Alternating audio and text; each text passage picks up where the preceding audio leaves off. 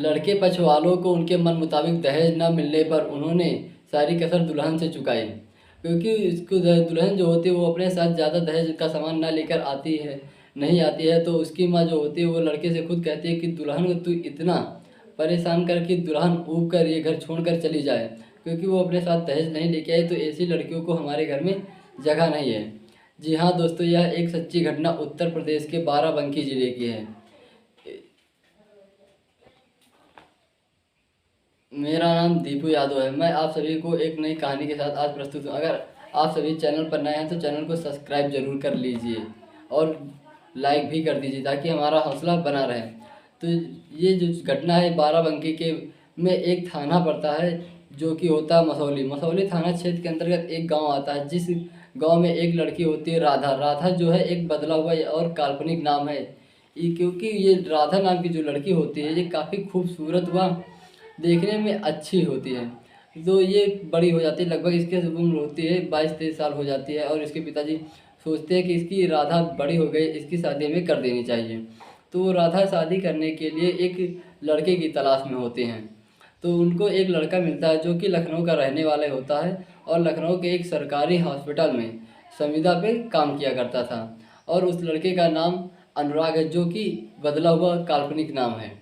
तो उससे जब देखनी शुरू हुई होती है, उसके बाद राधा की शादी अनुराग से कर दी जाती है।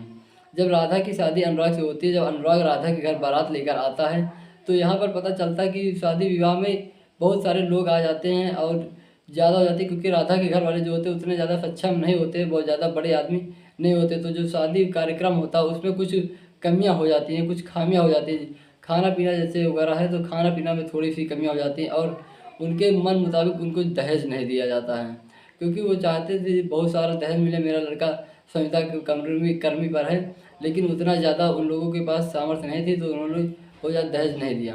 तो जिस वजह से जब इनकी शादी होती है, तो जो उनकी सास होती है, मतलब अनुराग की माता जी होती हैं, उनसे फ़ोन पर बात होती है। तो वो पूछती है, बेटा तुझे शादी में क्या क्या मिला, क्योंकि अनुराग तो अभी अपने ससुराल में यहाँ बारात लेकर ही रहा था, क्योंकि जब यहाँ विदाई होती है तो उनकी माँ को एक तलब सी लगी होती है कि हमारे बेटे की शादी में क्या क्या मिला। तो वो पूछती हैं, तो अनुराग बताता है कि माँ ज़्यादा कुछ नहीं मिला, बस ऐसे नॉर्मल ही शादी हुई है, और खाने पीने में भी थोड़ी दिक्कत आ गई थी। तो इतने में जो उसकी सास होती है वो एकदम गुस्सा आ जाती है, और वो गुस्सा के बैठ जाती है। गुस्सा में बहू का इंतज़ार करने लगती है कि आए बहू तो मैं उसी से बदला लूँगी। जब वो बहू को लेकर विदाई करा के अनुराग अपने घर मतलब लखनऊ पहुंच जाता है, तो वहाँ पर जाता है, तो वहाँ पर उसके जो उतारा जाता है बहू को, उसे उतार कर घर में ले जाते हैं, और ले जाकर अपने 2 मंजिला घर होता है जो कि उसे सेकंड फ्लोर पर एक कमरे में कुर्सी पर बैठा देते हैं, और वो वहीं पर बैठ जाती है। वहीं पर बैठी रहती है, और नीचे सारे मेहमान सब रहते हैं, लेकिन राधा जो है वो वहाँ पर कुर्सी पे बैठी है, उसके पास कोई नहीं जाता है। राधा सोचती शायद अभी सब लोग मेहमान, इसलिए थोड़ा लोग व्यस्त होंगे, कोई नहीं आया हमारे पास, क्योंकि ना राधा की सास जाती, ना उसके ननद जाती, ना अनुराग जाता है, कोई नहीं जाता है।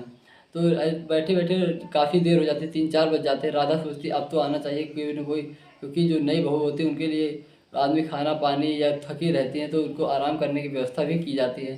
तो फिर नहीं जाती, लगभग राधा की इसी तरह बैठे बैठे रात के 10 बज जाते हैं। जब रात के 10 बज जाते हैं तो राधा मतलब अपने मन में सोचने लगती शायद कुछ गलत हो गया क्या। लेकिन फिर अनुराग जाता है राधा के पास। राधा से पूछता है कि अनुराग से पूछती है राधा कि आप इतनी देर में क्यों। अनुराग कहता है कि हम थोड़ा काम में बिजी थे, इसलिए मेरे पास समय नहीं मिल पाया, क्योंकि जो है कि रिश्तेदार वगैरह ज़्यादा थे। और इतना कहकर अनुराग बाहर चला आता है। फिर राधा वहाँ बैठ के लगभग आधा घंटा इंतजार करती है कि अनुराग अभी आता होगा, फिर अनुराग नहीं जाता। फिर राधा को नींद लगने लगती, क्योंकि वो अगले दिन पूरी रात जागी रहती है और थकी भी रहती है। राधा भी आती है और अपनी सासू माँ से पूछती है कि माता जी मेरा कमरा कहाँ है। तो उसकी सासू माँ जो होती है एक कमरा बता देती, कह देती वो आपका कमरा है, आप वहीं। और राधा जाती है वहीं पर बैठी रहती है, क्योंकि फरवरी के महीना होता है, जिनकी शादी फरवरी के माह में होती है। तो वो पूछती है कि फरवरी में काफ़ी ठंड लगती है, तो वो पूछती है कि मम्मी रजाई कहाँ है। तो राधा की माँ जो होती है वो कहती है कि बेटी रजाई रुको, तुम कमरे में चलो, मैं अभी भिजवा दे रही हूँ। और उसके बाद वो जाती है कमरे में बैठी रहती है, कुछ देर बैठती है, लेकिन वहाँ पर रजाई नहीं आती है। तो वहाँ पर एक कंबल होता है जिसे ओढ़ कर राधा सो जाती है, और क्योंकि थकी रहती है तो सो जाती है। उसके बाद लगभग रात के 2-2:30 बजे अनुराग उसके पास जाता है और चुप्पे सो जाता है। जब सुबह होती है तो राधा जागती है, देखती है कि उसके बगल में अनुराग सोया हुआ है, लेकिन राधा अनुराग से पूछती है कि आप कितने समय आते। अनुराग कहते हैं मैं रात के 2 बजे के आसपास आया। राधा कहती है कि जब आप हमारे पास 2 बजे आए तो आप मुझे जगाया क्यों नहीं? तो अनुराग कहता है कि आप सो रहे थे इसलिए मैंने आपको नहीं जगाया। राधा कहती चलो ठीक है, बात यहीं पर ख़त्म हो जाती है। उसके बाद जब वहीं पर थोड़ी देर बाद फिर एक दरवाज़ा पीटने की आवाज़ आती है, तो राधा कहती कौन है? तो उसकी माँ जो होती है वो कहती है कि बेटा उठो, जो रिश्तेदार मेहमान थे उनको छोड़ने जाना है। तो अनुराग उठते ही बाहर आता है और सभी मेहमानों को छोड़ने लगता है, और इसी तरह पूरा दिन वो बिजी रहता है और अपनी पत्नी के पास नहीं जाता है, और ना ही इसकी सास को जाती है, ना कोई नंद जाती है।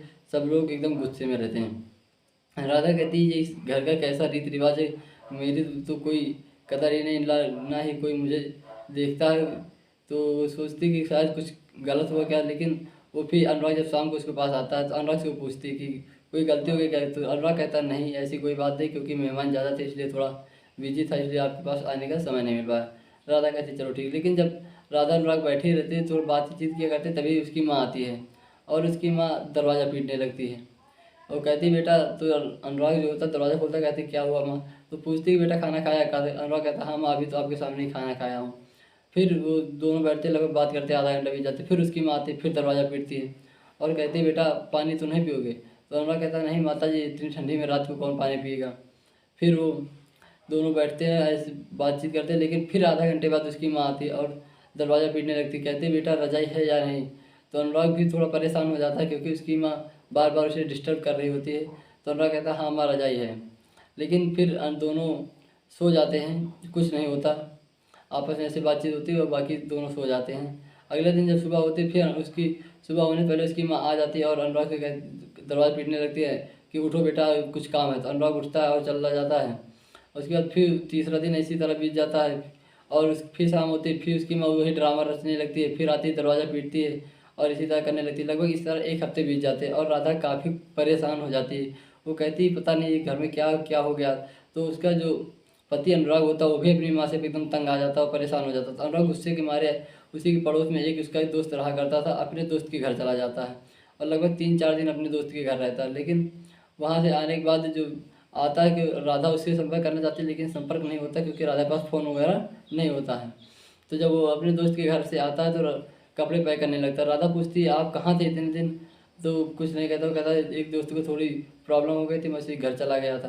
कहते लेकिन अब कहाँ जा रहे हो? कहते हैं कि मैं 15 दिन की छुट्टी लेकर आया था, मेरा ड्यूटी का टाइम हो गया, अब मैं ड्यूटी जा रहा हूँ। राधा ही उससे बात करना चाहती है, लेकिन तब तक अनुराग अपने कपड़े वगैरह भर के पैक करके निकल लेता है।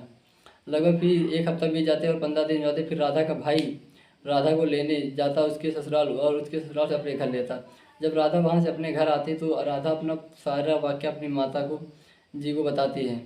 जब राधा की माँ को इस सारी बात का पता चलता है तो राधा की माँ काफ़ी गुस्से में आ जाती है और वो गुस्से में आकर बाद बाराबंकी वहीं पर तैनात एक एसपी होते हैं जिनका नाम होता है दिनेश प्रताप सिंह। उसकी माँ दिनेश प्रताप सिंह के पास जाकर एसपी कार्यालय में एक प्रार्थना पत्र देती है कि दहेज के लिए मेरी बेटी को प्रताड़ित किया जाता और जो उसकी सास है वही बीच में रोड़ा बन रही और हमारी बेटी और बहू दामाद को जो कि संबंध बनाने नहीं दे रही है। तो एसपी जो होते हैं वहाँ के वो देखते हैं कि ये मामला थोड़ा संगीन है, तो इस मामले पर थोड़ा विचार करते हैं और वहाँ जो थाना मसौली होता है, मसौली थाने में उस समय महिला थाना अध्यक्ष मुन्नी सिंह होती हैं। तो दिनेश सिंह उन थाना अध्यक्ष को आदेशित करते हैं कि आप वहाँ पर जाइए और दोनों पक्ष का मामला सुनिए क्या है और इन लोगों को इसका निपटारा कीजिए। तो जो महिला थाना अध्यक्ष होती है वो दोनों पक्ष के लोगों को बुलाती है, थाने पर लेके आती हैं। तो उसकी सास जो थाने आती है और जो थाना अध्यक्ष जो महिला मुन्नी सिंह होती है उसकी सास से पूछती हैं, तो एक ऐसा वाक्य उसकी सास ऐसा शब्द बोलती है जिसे सुनकर वो थाने में मौजूद सभी सिपाही और राधा के माता पिता सब लोग एकदम और महिला थाना जज सब लोग एकदम हैरान और अचंभित रह जाते हैं। क्योंकि उसकी सास से जब पूछा जाता है कि आप क्यों परेशान कर रहे हैं इन दोनों को, साथ में नहीं रहने देते हैं, तो उसकी सास जो होती है वो कहती है मुझे मेरे बेटे पर गर्व है क्योंकि मैंने अपने बेटे को मना कर दिया और वो इसके पास नहीं गया। तो जो थाना अध्यक्ष महिला होती है मुन्नी सिंह वो काफ़ी गुस्से में आ जाती है। वो कहती है ठीक है तुम माँ बेटे एक दूसरे पर गर्व करते रहो, अब आप लोगों का मुकदमा लिखा जाएगा और आप लोग अब जेल जाओगे और जेल में बैठकर एक दूसरे पर गर्व करते रहना क्योंकि तुमने एक लड़की को प्रताड़ित किया है। और फिर उसके पति अनुराग जो होते हैं उसको बुलाते थाना अध्यक्ष और उनसे बात करते, तो उनके पति कहते हैं नहीं मुझे इससे कोई एतराज़ नहीं है, बस मैं अपनी माँ की बातों में आ गया था इसलिए मैं नहीं गया कहीं। तो जो होती है थाना अध्यक्ष वो कहती है आपको अपनी माँ की हर बात माननी चाहिए लेकिन ऐसी भी बात नहीं माननी चाहिए जो कि जैसी बात आपने मान ली। दोनों कहते हैं ठीक है, इनके घर पर थोड़ा खाना पीना का वो नहीं हो पाया था, इसलिए मैं भी थोड़ा नाराज़ था, इसलिए अपनी माँ की बातों में आ गया, लेकिन दोबारा ऐसी गलती नहीं होगी। फिर जो थानाध्यक्ष होती है वो राधा से पूछती है कि आप जाना चाहते हो। राधा भी कहती है कि मुझे अपने पति से कोई शिकवा गिला नहीं है, ये तो ठीक है, लेकिन बस जो मेरी सास थी वही परेशानी बना रही थी, इसलिए हम लोगों का मिलन नहीं हो पा रहा था। तो तीनों चारों लोगों को समझा बुझा कर जो थानाध्यक्ष होती हैं और उनको भेज देती हैं। अब राधा और अनुराग दोनों लखनऊ में रहने लगते हैं अच्छे से, क्योंकि इन दोनों लोगों का मिलन हो गया। जो उनकी सास होती है उनको भी थाने में समझा कर डांट कर फटकार कर भेज दिया जाता है कि आप दोबारा प्रताड़ित ना करें। तो दोस्तों ये समाज ऐसा है कि यहाँ पर दहेज के लिए आज भी लड़कियों को परेशान किया जाता है, क्योंकि ये घटना बहुत ज़्यादा पुरानी नहीं, ये घटना 2024 की ही है, फरवरी 2024 की। तो आज भी दहेज के लिए लोग इतना प्रताड़ित करते हैं, क्योंकि आज कानूनन तो दहेज लेना और दहेज देना भी अपराध है, लेकिन आज के माता पिता जो होते हैं वो कहते हैं नहीं मैं अपनी बेटी को उपहार दे रहा हूँ, लेकिन ये उपहार इतना खतरनाक साबित कभी कभी किसी लड़की गरीब की लड़कियों के साथ इतना खतरनाक साबित हो जाता है कि उनकी लड़कियों को खाना पीना तक नहीं मिल पाता और ना ही कुछ अच्छा मिल पाता, क्योंकि लोग उन्हें ताने सुनाया करते हैं तूने अपने साथ कुछ लेकर नहीं आई, कुछ लेकर नहीं आई। अगर कोई गरीब लड़की है तो उसकी इतनी गलती नहीं है, उसके पिताजी के जितनी सामर्थ्य होती है वो उतना करते हैं, लेकिन लोग न जाने क्यों सोच के इसे ना परेशान किया करते हैं। तो ये समाज ऐसा है भाइयों। मैं आप सभी से लोगों से निवेदन करता हूँ कि आप सभी लोग दहेज के लिए किसी को प्रताड़ित ना करें। और ये वीडियो बनाने का मकसद मेरा ये किसी को दिल दुखाना या कुछ और ठेस पहुंचाना नहीं था। बस इस वीडियो को बनाने का मकसद मेरा ये था कि आप सभी लोग जागरूक हों, सब लोग समझदार हों और ज़्यादा से ज़्यादा एक दूसरे के बारे में जानें और समाज में क्या चल रहा है इसके बारे में भी जानें, क्योंकि वीडियो जो होते हैं इन्हीं से लोगों को जागरूकता मिलती है और इन्हीं से लोग सुनकर समझदार होते हैं। क्योंकि ऐसी घटना अगर राधा के साथ घटी है और कोई ये वीडियो देखेगा 4 बार तो उसे शायद समझ आएगी और किसी अन्य लड़की के साथ ऐसी घटना ना हो, इसलिए मैं वीडियो बनाता हूँ। अगर आप सभी लोगों को हमारी ये वीडियो पसंद आई हो तो चैनल को सब्सक्राइब ज़रूर कर लीजिए, क्योंकि अगर आप लोग चैनल को सब्सक्राइब करते हैं तो मुझे बहुत खुशी मिलती है, और लाइक भी कर दीजिए, लाइक करते हैं तो हौसला बढ़ता है। मिलते हैं आपको किसी अन्य वीडियो में, तब तक के लिए जय हिंद।